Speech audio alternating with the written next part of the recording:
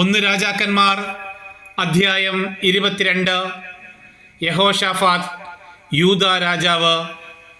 Israel രാജാവ് ആഹാബിൻ്റെ 4-ാം ഭരണവർഷത്തിലാണ് ആസായുടെ പുത്രൻ യഹോശാഫാത്ത് യൂദായിൽ രാജാവായത്.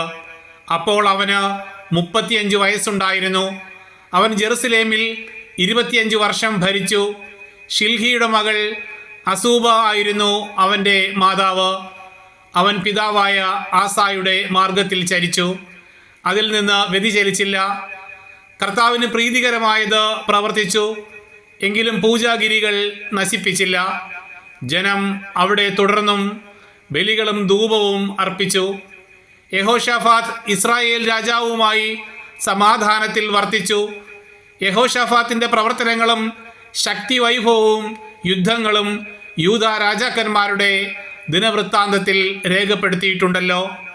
തൻ്റെ പിതാവ് ആസായുടെ കാലത്ത് തുടർന്നു പോന്ന ദേവപ്രീതിക്കുള്ള പുരുഷവേശ്യ സമ്പ്രദായം അവൻ നാട്ടിൽ നിന്ന് ഉന്മൂലനം ചെയ്തു. അക്കാലത്ത് ഏദോമിൽ രാജാവില്ലായിരുന്നു, ഒരു രാജപ്രതിനിധിയാണ് ഭരണം നടത്തിയിരുന്നത്. യഹോശാഫാത്ത് ഓഫീറിൽ നിന്ന് സ്വർണം കൊണ്ടുവരാൻ താർഷീഷ് കപ്പലുകൾ നിർമ്മിച്ചു. എന്നാൽ എസിയോൻ ഗേബറിൽ വെച്ച് തകർന്നതിനാൽ അവയ്ക്ക് പോകാൻ കഴിഞ്ഞില്ല.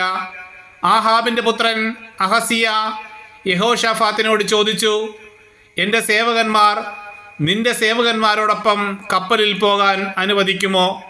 യഹോശാഫാത്ത് സമ്മതിച്ചില്ല. യഹോശാഫാത്ത് തൻ്റെ പിതാക്കന്മാരോട് ചേർന്നു. പിതാവായ ദാവീദിൻ്റെ നഗരത്തിൽ പിതാക്കന്മാരുടെ കല്ലറയിൽ അവനെ സംസ്കരിച്ചു. അവൻ്റെ പുത്രൻ യഹോറാം രാജാവായി.